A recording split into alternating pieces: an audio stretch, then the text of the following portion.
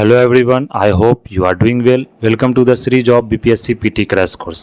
जैसा कि आप लोग जानते हैं कि अभी जो हमारा सीरीज चल रहा है वो मॉडर्न हिस्ट्री पर चल रहा है। तो मॉडर्न हिस्ट्री में जो प्रीवियस लेक्चर हम लोगों ने देखा था उसमें हम लोग डिफरेंट टॉपिक्स के बारे में डिस्कस किया था, जैसे आपको क्रिप्स मिशन हो गया, कैबिनेट मिशन हो गया, माउंटबेटन प्लान हो गया और डिफरेंट जो रिवॉल्यूशनरी एसोसिएशंस था, चाहे वो हिंदुस्तान रिपब्लिक एसोसिएशन हो गया या INA के बारे में, तो हम लोगों ने वहाँ अच्छे से डिस्कस कर लिया था, जो आपको PT के लिए बहुत इंपॉर्टेंट टॉपिक्स है।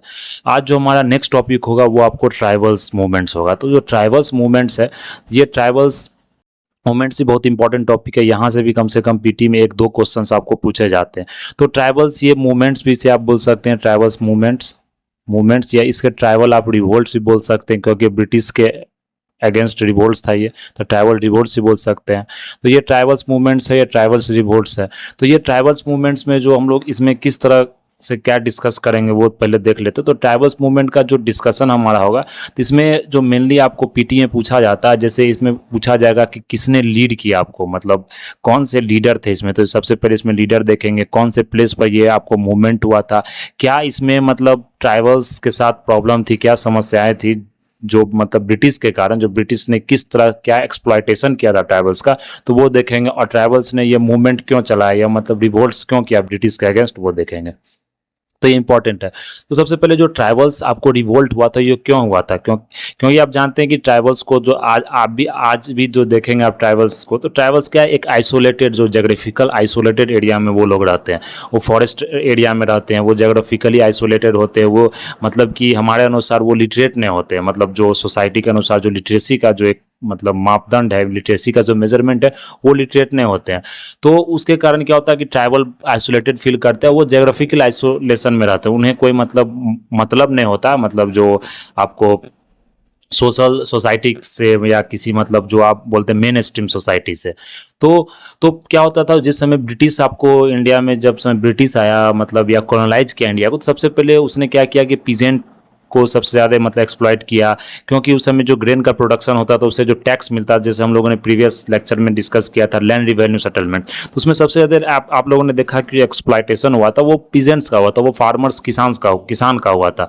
तो उसके बाद ब्रिटिश ने क्या किया, फिर ट्राइबल्स पर उसका ध्यान गया। तो ट्राइबल्स को उसने देखा कि वो लोग शिफ्टिंग कल्टीवेशन प्रैक्टिस करते हैं। आप लोग जानते हैं कि जो ट्राइबल्स का कल्टीवेशन होता है वो लोग कौन सा प्रैक्टिस करते हैं, वो शिफ्टिंग कल्टीवेशन करते हैं। शिफ्टिंग कल्टीवेशन आप लोग जानते हैं, इसे झूम कल्टीवेशन ही बोला जाता है या स्लैश एंड बर्न कल्टीवेशन बोला जाता है। मतलब इसका मतलब क्या होगा, शिफ्टिंग कल्टीवेशन आप लोग पढ़े होंगे अपने क्लास 9th-10th के बुक में भी। तो शिफ्टिंग कल्टीवेशन में क्या होता है कि जैसे कोई एक प्लेस है, तो वहाँ कोई फॉरेस्ट एक एरिया है, तो वो एरिया में जाके वहाँ क्या किया, जंगल को जलाएं, उस एरिया को, वहाँ वुड जितना भी आपको ट्रीज है उसको जला के, उससे जो मतलब एसेस निकला, जो राख निकला, उससे क्या किए मतलब जमीन को वहाँ छोड़ दिए कुछ दिन के। तो क्या हुआ, एक उपजाऊ हो गया। तो जमीन पर जाके फिर खेती किए, तो फिर खेती करके वो जमीन उपजाऊ हो गया, फिर छोड़ के फिर दूसरे जगह खेती किए। तो ये ब्रिटिश को लगा कि इस तरह से अगर वो शिफ्टिंग कल्टीवेशन करेंगे, क्योंकि ब्रिटिश का जो मेन जो प्रॉफिट था, मेन जो ब्रिटिश का जो काम था फॉरेस्ट को लेकर, तो वो फॉरेस्ट टीक चाहता था। टीक का जो मतलब ट्री होता है, तो वहाँ से जो सैपलिंग्स बनता है वो आपको रेल पटरी बनाने में, पहले के समय जो रेल पटरी आप देखते होंगे वो सैपलिंग्स का बनता है, तो वो टीक का होता है, वो सबसे मजबूत लकड़ी माना जाता है। सागवान का लकड़ी हो गया, टीक लकड़ी बोल सकते हैं, वो सबसे मजबूत लकड़ी माना जाता था। तो ट्राइबल्स क्योंकि फॉरेस्ट में रहते थे, तो ब्रिटिश का क्या था, एक मतलब प्रॉफिट एंगल से अगर देखें तो ब्रिटिश चाहता था कि वो मतलब ट्राइबल का ये शिफ्टिंग कल्टीवेशन किस तरह रोके, जिससे वो जंगल भी ना जले, और उसे मतलब लेबर का रिक्वायरमेंट होता था, क्योंकि वो पीजेंट्स तो आपको फार्मर्स को वो तो नहीं ले जाएंगे फॉरेस्ट में, क्योंकि फॉरेस्ट एरिया का मेन जो नॉलेज होता है वो ट्राइबल्स पीपल को होता। तो ब्रिटिश चाहता था कि ट्राइबल्स को किस तरह से इस शिफ्टिंग कल्टीवेशन से रोका जाए, किस तरह जो ट्राइबल्स अपना जो मतलब लाइवलीहुड्स था, जो वो फॉरेस्ट पर पूरी तरह डिपेंड था, उस लाइवलीहुड्स को किस तरह ब्रिटिश ने अफेक्ट किया। तो ब्रिटिश चाहता था कि किस तरह ट्राइबल को रोका जाए और उससे जो मतलब लेबर वर्क है, जो स्लेव वर्क है, वो कराया जाए, उससे मतलब पेड़ जो काटने का काम होता है या मतलब लेबर का जो रिक्वायरमेंट होता है वो ब्रिटिश चाहता था। इसलिए ब्रिटिश ने क्या किया, ट्राइबल पर आपको सबसे ज़्यादा जो कंट्रोल किया। तो उसी कंट्रोल के कारण जो ट्राइबल ने अपोज किया, वो एक रिवोल्ट के रूप में अपोज किया। वो मतलब बहुत ज़्यादा ब्रूटली सप्रेस भी किया गया ब्रिटिश के द्वारा। कोई भी ट्राइबल मूवमेंट आप उतना सक्सेसफुल नहीं देखेंगे, क्योंकि उनके पास क्या होता था कि उस तरह का जो टेक्नोलॉजिकल एडवांसमेंट, जो वेपन्स होता है वो वेपन्स नहीं होता था, जो मतलब वार के लिए जो मतलब वेपन्स होना चाहिए वो नहीं होता, लेकिन ब्रिटिश के पास वो वेपन्स होता था, वो लार्ज नंबर में उसके पास सोल्जर होता था, वो मतलब वार टेक्निक के बारे में जानता था। लेकिन ट्राइबल्स तो फॉरेस्ट एरिया में रहता, वो अपना लाइवलीहुड फॉरेस्ट के साथ डिपेंडेंट था, तो वो जो अपने कबीला का रक्षा होता वो करता था, लेकिन उस तरह से वो नहीं कर पाता था। इसके कारण क्या क्या ट्राइबल ने बहुत ज़्यादा अपोज किया। तो वही रिवोल्ट पढ़ेंगे, किस किस एरिया में रिवोल्ट हुआ, किसने उस रिवोल्ट को लीड किया, कौन से लीडर थे, क्या डेट था उस रिवोल्ट का, और क्या मतलब निष्कर्ष निकला, क्या सॉल्यूशन निकला, या मतलब किस तरह से रिवोल्ट को सप्रेस किया, वो हम लोग यहाँ पर डिस्कस करेंगे। और ब्रिटिश ने क्या किया ट्राइबल को, यहाँ सबसे पहले तो आप जानते हैं एक्सप्लॉयटेशन हुआ, बहुत ज़्यादा एक्सप्लॉयट किया ट्राइबल्स पीपुल को। उसके बाद जो ट्राइबल्स को उसने क्या किया, एक्सप्लॉयट तो करने के बाद फिर जो क्रिश्चियन मिशनरी, ब्रिटिश का एक अलग मिशन चलता था, उसमें क्या करता था ब्रिटिश, मतलब जो ट्राइबल्स पीपुल होता है उसे क्रिश्चियन में कन्वर्ट करता था, क्योंकि आप मेन स्ट्रीम सोसाइटी में जाएँ तो वहाँ एक चलते रिवोल्ट हो जाएगा अगर आप क्रिश्चियनरी मिशन को चलाते हैं। लेकिन ट्राइबल वो इलिटरेट होता था, उसे मतलब किसी तरह से आपको धमका के बोल सकते हैं, या किसी तरह से उसे मतलब कुछ देकर उसे कन्वर्ट कराया जाता क्रिश्चियन। तो क्रिश्चियन मिशनरी भी एक बहुत बड़ा कारण था आपको ये रिवोल्ट का। यहाँ पर हम लोग देखें तो यहाँ पर क्या था, ये क्रिश्चियन मिशनरी, तो ये भी एक बहुत बड़ा रिवोल्ट का कारण था। एक्सप्लॉयटेशन था, क्रिश्चियन मिशनरी था, जो स्लैश एंड बर्न, जो शिफ्टिंग कल्टीवेशन उसे रोक दिया गया, और जो टैक्स रिवेन्यू था वो टैक्स रिवेन्यू बहुत ज़्यादा बढ़ा दिया गया, कि मतलब जो फॉरेस्ट में आप किसी तरह का जो फॉडर कलेक्ट करते हैं, किसी तरह का लकड़ी अगर कलेक्ट करते हैं या फ्रूट्स या वेजिटेबल्स किसी तरह का कुछ कलेक्ट करते हैं, जो ट्राइबल अपने लाइवलीहुड के लिए कलेक्ट करता था, तो उसे भी वहाँ पर टैक्स के रूप में देना पड़ता था। जैसे कोई रिजर्व फॉरेस्ट हो गया या किसी तरह का प्रोटेक्टेड फॉरेस्ट हो गया, आप लोगों ने पढ़ा होगा रिजर्व फॉरेस्ट भी था, जो आज भी मतलब गवर्नमेंट भी चलाती है, reserve forest, protected forest, conservation जो प्रोग्राम होता, उस तरह से ब्रिटिश उस समय चलाता। तो वो बहुत ज़्यादा स्ट्रिक्ट होता था, मतलब कि आप इस फॉरेस्ट में प्रोटेक्टेड एरिया में नहीं घुस सकते हैं, आप रिजर्व फॉरेस्ट में नहीं घुस सकते हैं, और वहाँ जा रहे हैं तो आपको पनिशमेंट मिलेगा, आपको अरेस्ट कर लिया जाएगा। तो इस तरह का, इसलिए ट्राइबल्स ने क्या किया, रिवोल्ट किया। तो चलिए इतना ये इंपॉर्टेंट था जो हम लोगों ने इसका बैकग्राउंड देख लिया, क्यों ये ट्राइबल रिवोल्ट आपको हुआ। तो सबसे पहले जो ट्राइबल रिवोल्ट आपको मतलब देखेंगे तो चुआर्स एगो आपका मतलब सबसे पहला रिवोल्ट था चुआर्स रिवोल्ट। ये कब हुआ था, 1769 में हुआ था। ये क्यों हुआ था कि जो ब्रिटिश का लैंड रिवेन्यू जो पॉलिसी था वेस्ट बंगाल में, ये चुआर्स रिवोल्ट आपको कहाँ हुआ था, वेस्ट बंगाल में होता है। जो ब्रिटिश का लैंड रिवेन्यू पॉलिसी था आपको उसके अगेंस्ट में आपको हुआ था, जो लैंड रिवेन्यू ब्रिटिश कलेक्ट करना चाहता था मतलब ट्राइबल एरिया से, उसके कारण ये हुआ था। तो ये मोस्ट सिग्निफिकेंट अपराइजिंग्स था, और उसके अंदर कौन सा लीडर थे वहाँ पर, तो दुर्जन, और या उनको आप दुर्जोल सिंह भी कह सकते हैं, वो लीडर थे उस समय आपको, मतलब जो चुआर्स रिवोल्ट का। तो ये लीडर्स का नाम याद रखेंगे, कौन से एरिया में रिवोल्ट हुआ था और कौन से ईस्वी में, मतलब कौन से जो ये टाइम पीरियड में रिवोल्ट हुआ था, ये ध्यान रखना है, क्योंकि यहाँ से क्रोनोलॉजिकल ऑर्डर में क्वेश्चन पूछा जाता है, मेनली जो ट्राइबल लीडर से। आइदर आपको लीडर्स के बारे में पूछेंगे, आइदर ये मतलब वो 2-3 आपको मतलब क्रोनोलॉजिकल ऑर्डर में दे देंगे, आप बोलेंगे कौन से रिवोल्ट किस जगह पर हुआ था और कौन से टाइम पीरियड में हुआ था, क्रोनोलॉजी ऑर्डर में आपको सजाना पड़ेगा। तो ये आपको यहाँ पर ध्यान रखना। अगर हम लोग सेकेंड रिवोल्ट की बात करें जो खासिज रिवोल्ट था, तो खासिज बहुत फेमस रिवोल्ट है, ये 1822 में हुआ था। ये कहाँ हुआ था आपको, असम में हुआ था। किसके लीडरशिप के अंदर में, तीरथ सिंह के अंदर में। तो मेनली जितना भी ट्राइबल रिवोल्ट हुआ था वो अपोजिशन आपको लैंड रिवेन्यू के कारण अपोजिशन था, लैंड रिवेन्यू जो ब्रिटिश का था, या क्रिश्चियन मिशनरी के कारण, या मतलब किसी तरह का जो ट्राइबल अपना कल्चर फॉलो करता है, चाहे वो ह्यूमन सेक्रीफाइस। आप जानते हैं कि बलि का एक मतलब कंसेप्ट होता है, वो मतलब जो सेक्रीफाइस ह्यूमन होता है वो ट्राइबल्स में दिया जाता है, या किस तरह का कल्चर वो फॉलो करते थे, मतलब किस तरह का तांत्रिसिज्म फॉलो करते थे, या किस रिलीजियस जो प्रैक्टिसेस होता है वो फॉलो करते, तो उस पर ब्रिटिश ने बहुत ज़्यादा रोक लगा दिया था। इसके कारण यही एक मेन रीजन, मेनली जो रीजन था आपको यही सब रीजन था ट्राइबल रिवोल्ट का। तो खासी रिवोल्ट आपको कहाँ हुआ था, असम में हुआ था, और किसके लीडरशिप के अंदर हुआ था, ये तीरथ सिंह के लीडरशिप के अंदर हुआ था। फिर अगर थर्ड देखें तो ये रामोसीज रिवोल्ट था। तो रामोसीज रिवोल्ट आपको कब हुआ था, ये पूना में हुआ था 1822 से 1829, ये मतलब 7 साल आपको रिवोल्ट चला। ये लीडरशिप किसके अंदर में हुआ था, चित्तूर सिंह और उमाजी नाइक के अंदर हुआ था। इसमें ब्रिटिश ने क्या किया था, जो पेशवा का टेरिटरी था उसको एनेक्स कर लिया था, उसी के मतलब आपको अपोजिशन के लिए मतलब रिवोल्ट हुआ था ये रामोसीज रिवोल्ट। फिर आप देख लेंगे खोंड अपराइजिंग्स। तो ये खोंड अपराइजिंग्स आपको कब हुआ था, खोंड अपराइजिंग्स 1837 टू 1856 के बीच में हुआ था। ये उड़ीसा में हुआ था, आंध्र प्रदेश में हुआ था। इसमें मतलब ट्राइबल्स ने क्या किया, जो खोंड जो ट्राइबल्स थे उन्होंने क्या किया कि यहाँ अपोज किया जो ह्यूमन सेक्रीफाइस जो ब्रिटिश क्या किया था आपको, हम लोगों ने अभी डिस्कस किया ना कि जो रिचुअल्स था, जो प्रैक्टिसेस था आपको ट्राइबल्स का, चाहे वो ह्यूमन सेक्रीफाइस से रिलेटेड हो, चाहे कोई भी रिलीजियस प्रैक्टिसेस हो, चाहे वो मैरिज से रिलेटेड हो, तो वो ब्रिटिश ने उसमें क्या किया, हस्तक्षेप किया, उसमें अपना इंटरवेंशन किया, इसके कारण वो अपोज किए। तो ये जो ब्रिटिश ने क्या किया था, ह्यूमन सेक्रीफाइस को सप्रेस किया था, न्यू टैक्सेस वहाँ पर इम्पोज कर दिया था। जमींदार का एंट्री हो गया था। पहले क्या था कि वो ब्रिटिश खुद मतलब कि जाके कलेक्ट करे या टीक जो पेड़ होता था उसे कटवा रहे हैं। अब क्या वो जमींदार को मतलब वो लैंड आपको दे दिए कि जमींदार को वहाँ जाना है, टैक्स रिवेन्यू कलेक्ट करना है। तो इसके कारण वहाँ पर अपोजिशन हुआ, जो रिवोल्ट हुआ आपको खोंड अपराइजिंग। फिर अगर नेक्स्ट देखो 5th नंबर, तो ये ताना भागा मूवमेंट हुआ था। तो ये ताना भागा मूवमेंट कहाँ हुआ था? ये छोटा नागपुर में हुआ था। छोटा नागपुर आप जानते हैं कि जो एरिया आपको ये एरिया कौन सा हो गया, ये आपको जो झारखंड का एरिया छोटा नागपुर प्लेट्यू। तो ये 1914-15 के बीच में हुआ था। ये मतलब आपको देख सकते हैं यहाँ पर, आपको ये 20th सेंचुरी में हुआ था ये। तो लीडर्स कौन थे इसमें? जात्रा भगत, बलराम भगत। तो ये ताना भगत से याद रखेंगे, बलराम भगत एंड जात्रा भगत।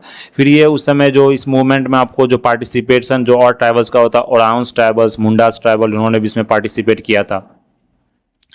यहाँ पर जो ब्रिटिश ने इस मूवमेंट को बहुत बुरी तरह, बहुत ब्रूटली बोला जाता है, सप्रेस किया, मतलब ब्रिटिश थ्रू रिप्रेसिव मेजर्स। तो आदिवासी को यहाँ थ्रेटन किया गया था कि जो मतलब चौकीदारी टैक्स पे, लेकिन आदिवासी ने क्या किया, कोई भी चौकीदारी आपको टैक्स यहाँ पर नहीं दिया। उसी कारण ये रिवोल्ट आपको हुआ था और फिर ब्रिटिश ने इसे ब्रूटली सप्रेस किया। फिर जो आपको नेक्स्ट रिवोल्ट था वो, अगर हम लोग नेक्स्ट रिवोल्ट की बात करें यहाँ, तो नेक्स्ट रिवोल्ट था आपको सिंह पोज रिवोल्ट। ये 1832-1839 में हुआ था। ये असम में हुआ था आपको। इसमें चीफ निरांग पिड्डू जी ये लीडर थे आपको। ये ब्रिटिश का जो गैरिसन था, ब्रिटिश का जो मेन मिलिट्री इक्विपमेंट जहाँ रखा था, उस पर क्या किया था, सिंह पोज ट्राइबल्स ने आपको अटैक किया था।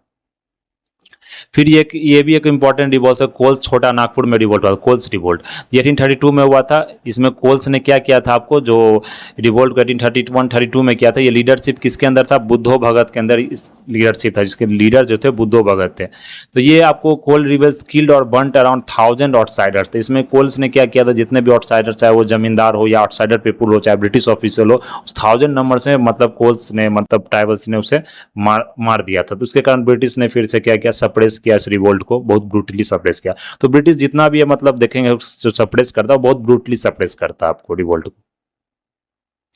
फिर आप देख सकते हैं यहाँ पर जो आपको 8 नंबर है, ये कचंगा रिवोल्ट है। कचंगा रिवोल्ट, ये रिवोल्ट आपको कहाँ हुआ था? कचंगा रिवोल्ट आप देख सकते हैं तो असम में हुआ था 1882 में। इसके जो लीडर थे कौन थे? शंभू दान। वो ब्रिटिश लैंड रिवेन्यू पॉलिसी के ही मतलब अगेंस्ट हुआ था ये। फिर अगर आप देख ले तो कोया रिवोल्ट, ये कोया रिवोल्ट कहाँ हुआ था? ये गोदावरी रीजन में हुआ था, जो आंध्र प्रदेश में 1922-23 के बीच में। ये अल्लूरी सीताराम राजू, इन्होंने मतलब यहाँ पर लीडरशिप रोल प्ले किया था। लीडर्स थे अल्लूरी सीताराम राजू, इनका मॉडर्न हिस्ट्री में पढ़े होंगे अल्लूरी सीताराम राजू के बारे में। ये अगेंस्ट ब्रिटिश फॉरेस्ट लॉ, जो ब्रिटिश जो फॉरेस्ट लॉ आपको लेकर आया था, उसके अगेंस्ट इन्होंने रिवोल्ट किया था। तो against the tribe chieftains called the Muthadars, इसके अगेंस्ट भी आपको रिवोल्ट हुआ था। ऑल्सो नोन है, जिसे रामपा रिवेलियन भी कहा जाता। तो रामपा के जो हीरो माना जाता है अल्लूरी सीताराम राजू को। अभी आई थिंक जो ऑनरेबल प्राइम मिनिस्टर, उन्होंने मतलब इनका आपको मतलब कहीं शिलान्यास किया था, कोई मूर्ति मतलब इनका लगाया गया था कहीं पर, जो स्टैचू इनका। तो अल्लूरी सीताराम राजू रामपाड़ी वाले आंध्र प्रदेश में। तो ये आपको ध्यान रखना। 10वां नंबर हो गया हो एंड मुंडा रिवोल्ट। तो हो एंड मुंडा जो रिवोल्ट आपको वो कहाँ हुआ था? ये बिहार झारखंड के एरिया में हुआ था 1899-1900 में। यही बहुत एक इंपॉर्टेंट रिवोल्ट है, यहाँ से क्वेश्चन पूछा जाता है। तो ये लीडरशिप किसके लीडरशिप के अंदर में हुआ था? ये बिरसा मुंडा के लीडरशिप में अंडर हुआ था। बिरसा मुंडा, जानते हैं बिरसा मुंडा को भगवान ही बोला था, बिरसा मुंडा भगवान। स्टार्टेड अगेंस्ट क्रिश्चियन मिशनरी, जो उस समय क्या होता था, हम लोगों ने डिस्कस किया था कि क्रिश्चियन मिशनरी वो लोग क्या करते थे कि मतलब फोर्सफुली या ज़बरदस्ती बोल सकते हैं, कन्वर्ट करवाते थे, या किसी तरह का ल्योर देके या किसी तरह का मतलब फोर्सफुली आपको कन्वर्ट करना है क्रिश्चियन में। तो क्रिश्चियन मिशनरी एक्टिविटीज़ के अगेंस्ट यह रिवोल्ट हुआ था। बिरसा जो भगवान जिनको बोला था बिरसा मुंडा, उन्होंने मतलब जो फाउंड किया था, नया कल्ट एक फाउंड किया जिसका नाम था सिंह बोंगा। सिंह बोंगा एक कल्ट था, उन्होंने फाउंड किया था। वो आपको son of the soil concept शुरू हुआ था, उसमें सन ऑफ द सॉइल जिसका नाम उन्होंने उलगुलान इसे उलगुलान मूवमेंट ही बोला जाता है। तो Ulgulan was one of the most significant tribal uprising the period of 1860-92। तो सबसे जो ज़्यादा मतलब बोला जाता है कि जो इंपॉर्टेंट ट्राइबल जो मूवमेंट्स था, जो अपराइजिंग्स था, जो रिवोल्ट था, वो आपको हो एंड मुंडा अपराइजिंग्स था, जिसे हम उलगुलान रिवोल्ट भी कहा जाता है। तो ये आप याद रखेंगे, इसका कितना ज़्यादा यहाँ पर नाम है। हो गया या मुंडा हो गया या उलगुलान अपराइजिंग्स हो गया, किससे रिलेटेड है? ये आपको भगवान बिरसा मुंडा से रिलेटेड है। फिर आप देख सकते हैं raja of Porahat organised his Ho tribals to revolt against the occupation of Singhbhum now in Jharkhand. तो उसमें हो ट्राइबल्स जो राजा वहाँ के ये आपको लीडर्स थे, उन्होंने ऑर्गेनाइज किया था। तो ये आपको यहाँ पर ध्यान रखना है। तो ये 10th नंबर हो गया। फिर अगर 11th नंबर यहाँ देखें तो ये नायका दास रिवोल्ट था, ये गुजरात में हुआ था। आपको नायका दास रिवोल्ट 1858 से 1868 के बीच में हुआ था। ये against British policy of expansionism, British का जो एक्सपेंशन का पॉलिसी था, जो मतलब उसके आपको अगेंस्ट में ये रिवोल्ट हुआ था। ये किसके लीडरशिप के अंदर में हुआ था? रूप सिंह और जरिया भगत के अंदर में हुआ था। मेन आपको लीडरशिप यहाँ पर याद रखना है। फिर आपको देख ले संथाल रिवेलियन। संथाल रिवेलियन ये भी बहुत इंपॉर्टेंट रिवेलियन है, आपको 1854 और 1856 के बीच में हुआ था। ये राजमहल हिल्स बिहार और झारखंड का जो एरिया है वहाँ पर ये रिवोल्ट हुआ था। आपको ये ब्रिटिश का जो लैंड रिवॉल्यूशन पॉलिसी था तो उसके अपोजिशन में रिवोल्ट हुआ था। किसने मतलब लीड किया था, किसने मतलब कौन से लीडर थे इसमें? तो सिद्धू एंड कान्हू। तो ये याद रखना, संथाल रिवेलियन के जो लीडर थे, यहाँ से क्वेश्चन प्रीवियस ईयर्स में पूछा भी गया, चाहे वो यूपीएससी हो चाहे वो बीपीएससी हो, जितने भी स्टेट पीसीएस के एग्जाम देख ले वहाँ कम से कम संथाल रिवेलियन, हो and Munda rebellion, Ulgulan rebellion, इसके बारे में वहाँ पूछा, मतलब कि रिपीटेडली वो क्वेश्चन वहाँ से पूछा जाता है। तो यहाँ सिद्धू और कान्हू आपको रिवोल्ट को लीड किए थे। फिर अगर देख ले आपको चेंचू रिवोल्ट था, तो चेंचू रिवोल्ट किसने आपको लीड किया था यहाँ पर? ये अगर देख ले अगेंस्ट ब्रिटिश फोर्स के हनुमंथु, इन्होंने लीड किया था। 1922 से 23 के बीच में रिवोल्ट हुआ था। ये कहाँ हुआ था? नाला मल्ला हिल्स, ये आंध्र प्रदेश में होता, साउथ रीजन में हुआ था। ये ब्रिटिश का जो फॉरेस्ट लॉ था उसके अगेंस्ट हुआ था। फिर अगर 14 नंबर देख ले तो ये का हेरक्का कल्ट। हेरक्का कल्ट ये भी एक रिवोल्ट था, ये मणिपुर में आपको ये मतलब ब्रिटिश के अगेंस्ट हुआ था। तो हेरक्का कल्ट ये आपको मतलब कल्ट है, कहाँ पर ये है? जडोनांग, और उनकी जो मतलब नाइस थी रानी गाइड, इन्होंने मतलब पार्टिसिपेट भी किया था। आप लोगों ने पढ़ा होगा, जो हम लोगों ने civil disobedient cooperation non cooperation movement पढ़ा था, वहाँ देखा था रानी गाइड ने आपको रिवोल्ट किया था। ये 13 ईयर्स की उस समय थी आप। तो यहाँ पर हम लोग देखा आपको जितना भी ट्राइबल्स जो इंपॉर्टेंट ट्राइबल्स मूवमेंट था, इससे तो बहुत सारा ट्राइबल्स मूवमेंट हुआ, लेकिन जो हिस्ट्री बुक में दिया गया हुआ जो इंपॉर्टेंट है वो हम लोगों ने यहाँ देखा, जहाँ से क्वेश्चन आपको पूछा जाता है। फिर जो हमारा नेक्स्ट टॉपिक है वो प्रेस के बारे में था। अगर प्रेस के बारे में देखें, प्रेस भी एक बहुत इंपॉर्टेंट टॉपिक है। यहाँ से भी आपको न्यूज़पेपर से रिलेटेड कि कौन से लीडर्स ने कौन सा न्यूज़पेपर शुरू किया, कौन सा पब्लिकेशन किया, वो न्यूज़पेपर यहाँ से पूछा जाता है। कौन सा लैंग्वेज था न्यूज़पेपर का, किस ईयर में न्यूज़पेपर वो पब्लिश हुआ, क्या रिलेटेड थीम्स था उस न्यूज़पेपर में, किस चीज़ से वो डील करता था, वो चीज़ हम यहाँ देखेंगे। तो सबसे पहले जो प्रेस है, तो प्रेस का जो प्रेस मीन्स क्या हो गया? यहाँ न्यूज़पेपर, तो न्यूज़पेपर पब्लिश हुआ। उस समय तो आपको न्यूज़ चैनल तो चलता नहीं था, उस समय इंटरनेट बोल सकते हैं, या मतलब जो मास मीडिया उसका तो उतना ज़्यादा मतलब उस समय उतना डिस्कवरी हुआ नहीं था आपको उस लेवल पर।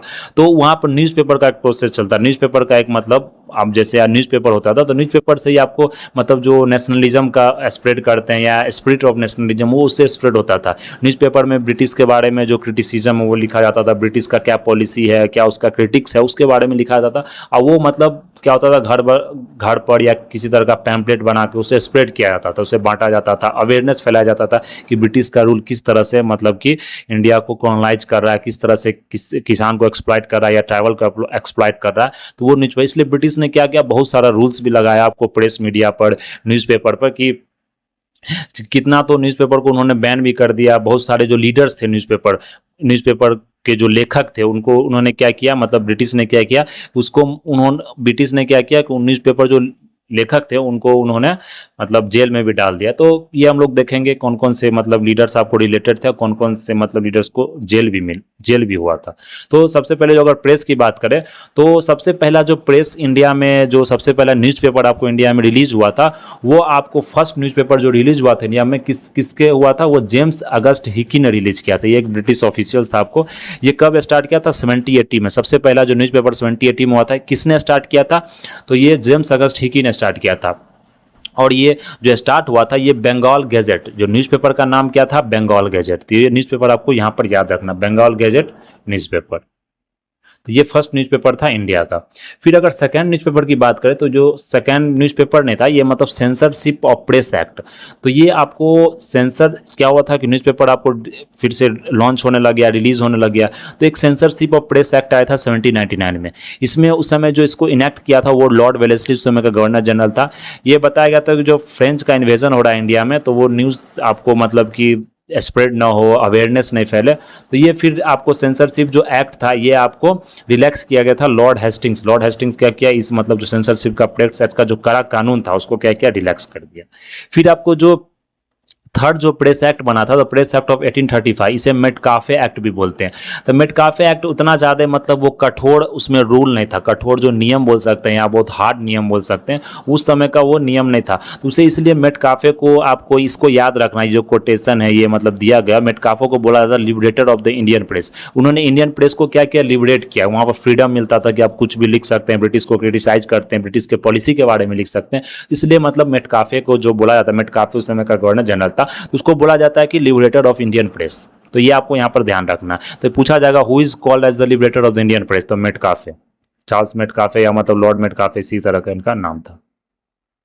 फिर अगर देख ले तो ये वर्नाकुलर प्रेस एक्ट, ये बहुत बड़ा मतलब बोला जाता है, ये मतलब वर्नाकुलर जो प्रेस एक्ट 1878 में आया था, ये मतलब बहुत ही ज़्यादा बोल सकते हैं सप्रेसिंग एक तरह से एक्ट था। मतलब कि अगर आप न्यूज़पेपर में किसी तरह का अगर बुराई लिख रहे हैं, किसी तरह को अगर क्रिटिसिज्म कर रहे हैं, मतलब कि निंदा कर रहे हैं जो ब्रिटिश गवर्नमेंट का, तो आपको क्या होता था, यहाँ पर जेल में डाल दिया जाएगा। तो इस तरह का ये एक्ट था, इसे गैगिंग एक्ट भी बोला जाता है, गैगिंग एक्ट।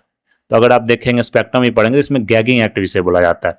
तो 1878 में हुआ था। यहाँ पर जो इंपेरियलिस्ट पॉलिसी जो लिटन था, लिटन ने इसे शुरू किया था। ये एक इंपेरियलिस्टिक माइंड का मतलब इंसान था ये लिटन बहुत मतलब बोला जाता है कि सप्रेसिंग टाइप का एक आदमी था। मतलब किसी तरह का मतलब अगर अपोज करे गवर्नमेंट को तो वो तुरंत ही उसे जेल में बंद कर देता था।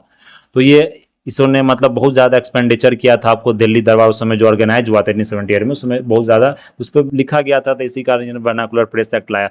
तो वर्नाकुलर से press act was design to better control the vernacular press. तो वर्नाकुलर मीन्स क्या होता है, जो आपको रीजनल लैंग्वेज होता है, जो मदर टंग में अगर आप किसी चीज़ को लिखते हैं उसे हम वर्नाकुलर कहते हैं। वर्नाकुलर मीन्स क्या हो गया, एक मदर लैंग्वेज हो गया, एक आपको जो रीजनल लैंग्वेज हो गया। जैसे हम लोग अपने जैसे कि भाषा हिंदी पढ़ते हैं, तो हिंदी क्या हो गया, हमारा लोग का एक राष्ट्रभाषा के रूप में मानते हैं। जैसे हम लोग का जो रीजनल लैंग्वेज, आपको कोई भी स्टेट में रहते हैं, कोई भी रीजन में रहते हैं, जैसे भोजपुरी हो गया या बिहार का कोई लैंग्वेज, आप मैथिली ले लीजिए, तो वो रीजनल लैंग्वेज होता है। तो वर्नाकुलर प्रेस एक्ट में क्या किया, आप वही रीजनल लैंग्वेज में पब्लिश करते हैं। तो उस पर क्या किया कि मतलब वर्नाकुलर इंग्लिश न्यूज़पेपर पे ये किसी तरह का आपको एक्ट मतलब ये लागू नहीं था। ये सिर्फ जो लागू एक्ट था ये वर्नाकुलर लैंग्वेज पर लागू था। जो रीजनल लैंग्वेज होता है, जो आपका अपना रीजनल लैंग्वेज जो मदर टंग होता है, उस न्यूज़पेपर पर, उस लैंग्वेज अगर न्यूज़पेपर पब्लिश हुआ तो उस पर ये लागू होता था। तो इसमें बहुत मतलब कड़ा पनिशमेंट भी दिया जाता था। और जो सीडिशस राइटिंग था, जो मतलब गवर्नमेंट के खिलाफ लिख रहे हैं, तो उस पर आपको सीडिशन चार्ज लगा के अंदर कर दिया जाता था, जेल में डाल दिया जाता था। तो ये गवर्नमेंट ने मतलब जो डिसअफेक्शन हुआ उसको मतलब अगेंस्ट गवर्नमेंट करना, तो उसको मतलब इसने कंट्रोल किया। तो यहाँ पर क्या होता था कि जो प्रिंटर और पब्लिशर होता था, अगर आप किसी तरह का गवर्नमेंट के खिलाफ कुछ चीज़ लिख रहे हैं वर्नाकुलर लैंग्वेज में, तो आपका क्या होता था कि आपका जो न्यूज़पेपर का जो मेन आपका इंडस्ट्री है, जो न्यूज़पेपर जहाँ पब्लिश करते हैं, उसको भी वो लोग सील कर लेते थे, उसको भी सीज कर लेते थे। और जो वहाँ का जो पर्सन है जिसने न्यूज़ लिखा, जो इसका एडिटर है या जो इसका मेन जो आपको एडिटर है, जो मेन न्यूज़पेपर आपको लिखा, उसको भी उसने वो लोग क्या करते हैं, जेल में बंद कर देते थे। तो ये आपको मतलब वर्नाकुलर प्रेस एक्ट, इसलिए गैगिंग एक्ट बोला जाता है। तो यहाँ पर मजिस्ट्रेट के पास जो फाइल होता था, अगर आपको जेल में बंद कर गया तो जो वो जो मजिस्ट्रेट का जो एक्शन होता था वो फाइनल होता था। उसमें कोई अपील, कोई दलील, कोई वकील नहीं होता था। तो जो अमृत, जो एग्जाम्पल एक देख लेंगे तो अमृत बाजार पत्रिका, ये बहुत इंपॉर्टेंट न्यूज़पेपर था। आपको इन्होंने इस न्यूज़पेपर ने क्या किया आपको कि ओवरनाइट मतलब एक ही रात में, जैसे आज वर्नाकुलर प्रेस एक्ट आपको लागू हुआ, तो उसी रात में उसने क्या किया कि समझ सकते हैं कि इंग्लिश न्यूज़पेपर में जो पहले क्या था, अमृत बाजार पत्रिका आपको अपना रीजनल लैंग्वेज में पब्लिश करता है, वर्नाकुलर लैंग्वेज में। और जैसे ही मतलब कि आपको वर्नाकुलर प्रेस एक्ट आया, मतलब जिस समय लागू हुआ, उसी रात में क्या किया, इसने चेंज कर लिया, अपना न्यूज़पेपर को पूरी तरह इंग्लिश में कन्वर्ट कर दिया। ये वर्नाकुलर प्रेस एक्ट से बचने के लिए इन्होंने मतलब अमृता बाजार पत्रिका को इंग्लिश में कन्वर्ट कर दिया। तो देख सकते हैं कितना मतलब उस समय जरूरी था न्यूज़पेपर का, क्या इंपॉर्टेंस था उस समय। तो रिपॉन ने जब फिर रिपॉन आया जो नेक्स्ट गवर्नर जनरल, तो रिपॉन ने क्या किया, रिपील कर दिया। आपको 1882 में रिपॉन ने रिपील कर दिया। फिर आपको देख ले तो 1883 में सुरेंद्र नाथ बनर्जी को, फर्स्ट इंडिया जर्नलिस्ट थे सुरेंद्र नाथ बनर्जी, उनको इम्प्रीजन कर दिया। जो सुरेंद्र नाथ बनर्जी थे वो सबसे पहले आपको इंडिया जर्नलिस्ट थे जिनको मतलब जेल हुआ आपको न्यूज़पेपर के लिए, मतलब उन्होंने मतलब कुछ सेडिशंस चार्ज लगा के उनको अरेस्ट किया गया। तो ये आप लोग को न्यूज़पेपर का जो मतलब वर्नाकुलर प्रेस एक्ट है, इसे ध्यान रखें क्योंकि वर्नाकुलर प्रेस एक्ट से क्वेश्चन आपको पूछा जाता है। फिर अगर देख ले newspaper incitement to offence act, ये भी एक मतलब कि आपको न्यूज़पेपर एक्ट था, इसमें भी क्या था, प्रॉपर्टी को कॉन्फिस्केट कर दिया है, कोई भी ऑब्जेक्शनल मटेरियल सेडिशियस मतलब चार्ज लगा के आपको, तो ये आपको देख सकते हैं यहाँ पर लगा। तो तिलक जी उस समय जो बाल गंगाधर तिलक जी थे, उनको मतलब मिलिटेंट नेशनलिस्ट से बनाकर, मिलिटेंट नेशनलिस्ट का मतलब बोलते वो नेशनलिस्ट को भड़का रहे हैं, उनको उन पर सेडिशन चार्ज लगा के आपको उनको मंडलाई जेल, जो आपको ये बर्मा मंडलाई जेल था म्यांमार में, उनको वहाँ पर वो बंद कर दिया। तो बहुत दिन तक ये आपको जेल में भी रहे तिलक, जो बाल गंगाधर तिलक जी थे। फिर हम लोग देख लेंगे एक्ट के बारे में, तो आप जो फेमस न्यूज़पेपर है वो देख लेते हैं, यहाँ से बहुत क्वेश्चन, ये बहुत इंपॉर्टेंट है आपको फेमस न्यूज़पेपर।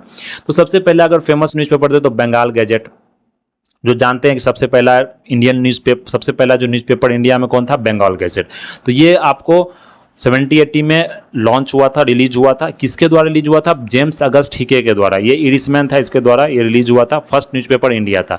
सेकंड देखें तो सेकंड इंडिया गैजेट था, तो यहाँ आपको कंफ्यूज रहना, बंगाल गैजेट और इंडिया गैजेट। ये आपको 70-87 में कलकत्ता में रिलीज हुआ था, हेनरी लुइस विवियन डिरोजियो, ये हेनरी लुइस विवियन डिरोजियो इनके द्वारा ये रिलीज हुआ था। ये आपको मतलब रिवॉल्यूशनरी थे, ये मतलब बहुत बड़े रिवॉल्यूशनरी थे हेनरी लुइस विवियन, इन्होंने हिंदू कॉलेज भी आपको स्थापना की, तो वहाँ पढ़ाते थे, वहाँ के मतलब प्रोफेसर, बहुत कम रूम में ये पढ़ाने भी लगे थे। तो हेनरी लुइस विवियन डिरोजियो इन्होंने क्या किया, इंडिया गैजेट जो न्यूज़पेपर था उनको, उनका जो मतलब रिलीज किया था, तो वो 70-87 में रिलीज किए थे। फिर आपको थर्ड देख लो इंडिया हेराल्ड, इंडियन हेराल्ड ये इंग्लिश लैंग्वेज में न्यूज़पेपर आपको रिलीज हुआ था, ये मद्रास में हुआ था 1795 में। किसने मतलब लॉन्च किया था, स्टार्ट किया था, आर विलियम्स जो इंग्लिश मैन थे, और ये पब्लिश होता था हम्फ्रेज के द्वारा। फिर अगर फोर्थ नंबर देख ले ईस्ट इंडिया, तो ईस्ट इंडिया जो न्यूज़पेपर थी ये भी हेनरी विवियन डिरोजियो के द्वारा 1831 कलकत्ता में रिलीज हुआ था। फिर अगर देख ले बंगाल गैजेट, तो बंगाल गैजेट आपको कलकत्ता में हरीशचंद्र राय के द्वारा ये आपको रिलीज हुआ था। ये फर्स्ट बंगाली न्यूज़पेपर था, ये ध्यान रखना आपको, फर्स्ट बंगाली न्यूज़पेपर।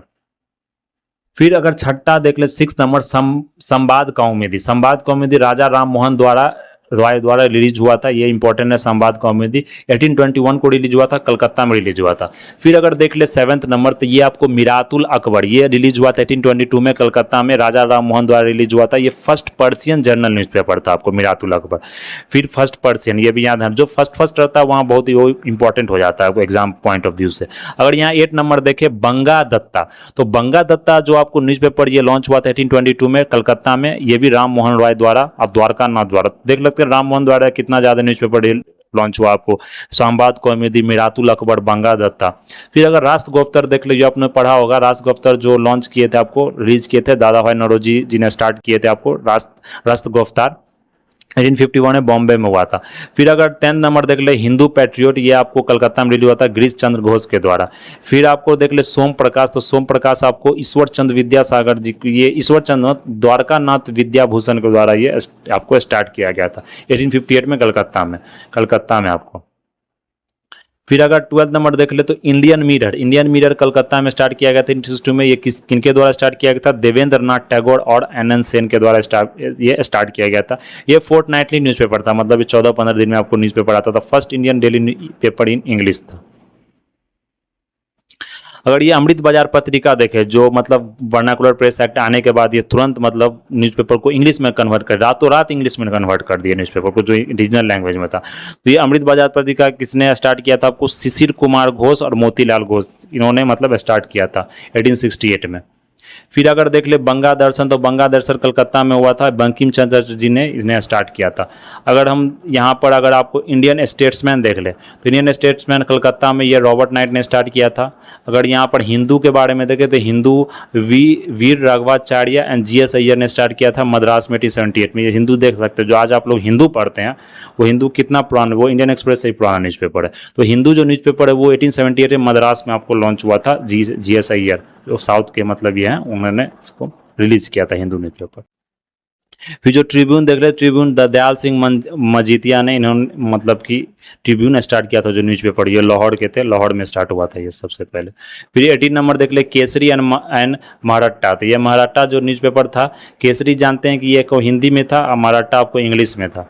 तो ये आपको न्यूज़पेपर तिलक जो तिलक जी, चिपलांकर, अगरकर, इन्होंने स्टार्ट किया था 1881 में बॉम्बे में। फिर अगर हम स्वदेश मित्रा देख ले, स्वदेश मित्र, तो स्वदेश मित्रा जीएस अय्यर ने स्टार्ट किया था मद्रास में। युगांतर अगर देख ले तो युगांतर बरिंद्र कुमार घोष और भूपेंद्र नाथ दत्ता ने स्टार्ट किया था। फिर अगर संध्या की बात करें तो ये आपको रिवॉल्यूशनरी न्यूज़पेपर माना जाता है युगांतर, संध्या। तो यु संध्या ने ब्रह्मना बंदव उपाध्याय ने स्टार्ट किया था 1906 बंगाल में। अगर हम लोग यहाँ इंडियन सोशलिस्ट देख ले तो श्यामजी कृष्ण वर्मा ने स्टार्ट किया था आपको लंदन में, इंडियन सोशलिस्ट। तो देख रहे हैं इंडिया से बाहर भी न्यूज़पेपर आपको वहाँ पर स्टार्ट हो रहा है। तो ये न्यूज़पेपर का पूरा सेक्शन है। अगर वंदे मातरम की बात करें तो मैडम विकाजी कामा ने पेरिस में स्टार्ट किया था। अगर फ्री हिंदुस्तान की बात करें तो वैनक्यूवर, तारकनाथ दास ने वैनक्यूवर में। ये तो देख लो इंडिया से बाहर ये सब आपको स्टार्ट हो रहा है। वहाँ पर आपको प्रमोट किया जा रहा है, अवेयरनेस फैलाया जा रहा है कि ब्रिटिश ने किस तरह से क्या रूल कर रहा है, क्या एक्सप्लॉयटेशन, उसके बारे में वहाँ अवेयरनेस आपको फैलाया जा रहा है, बताया जा रहा है, क्रिटिसिज्म किया जा रहा है। अगर 25 नंबर तलवार देख लेते, ये बर्लिन में स्टार्ट हुआ था वीरेंद्र नाथ चट्टोपाध्याय जी द्वारा। अगर बॉम्बे क्रॉनिकल देख लें यहाँ पर तो बॉम्बे क्रॉनिकल फिरोज शाह मेहता, बीजी हॉर्निमन 1931 बॉम्बे में शुरू हुआ था। अगर हिंदुस्तान टाइम्स की बात करें, जो हिंदुस्तान टाइम्स आप लोग पढ़ते हैं, वो के एम पनिकर ने शुरू किया था आपको 1920 दिल्ली में। अगर हम बहिष्कृत भारत की बात करें तो भीमराव अम्बेडकर, ये क्वेश्चन पूछा भी गया था बीपीएससी में आपको प्रीवियस ईयर्स में 1927 में भीमराव अम्बेडकर द्वारा शुरू किया गया था। ये भी क्वेश्चन पूछा गया था। मूक नायक, ये भी भीमराव अम्बेडकर द्वारा 1920 में शुरू किया गया था। फिर अगर देख लें यहाँ कूदी अरासू, ईवी रामास्वामी नायकर द्वारा शुरू किया गया था। ये 31 बंदी जीवन देख लो, सचिंद्रनाथ सयाल द्वारा शुरू किया गया था। कॉमरेड अगर बात करें तो ये मौलाना मोहम्मद अली, ये भी आपको पूछा गया था बीपीएससी में, मौलाना मोहम्मद अली द्वारा रिलीज किया गया था। 33 में देखे प्रबुद्धा भारत, ये स्वामी विवेकानंद द्वारा शुरू किया गया था। फिर अगर देख ले यहाँ पर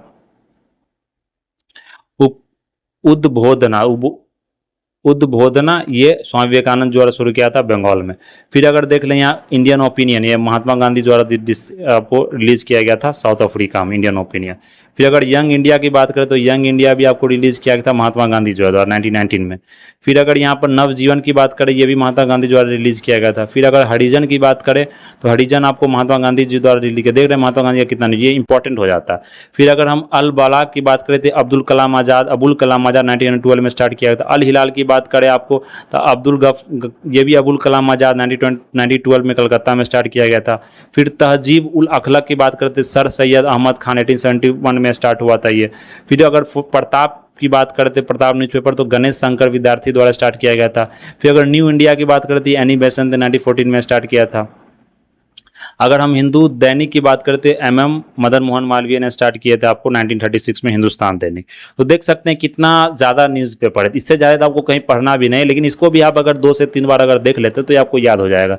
तो ये जितना इंपॉर्टेंट न्यूज़पेपर था, इससे बाहर आपको कुछ नहीं पढ़ना। ये 43 न्यूज़पेपर ओवर हो जाता है, मतलब बहुत ज़्यादा सफिशियंट, इससे ज़्यादा आपको पढ़ने की ज़रूरत नहीं। तो ये हमारा आपको न्यूज़पेपर तक था।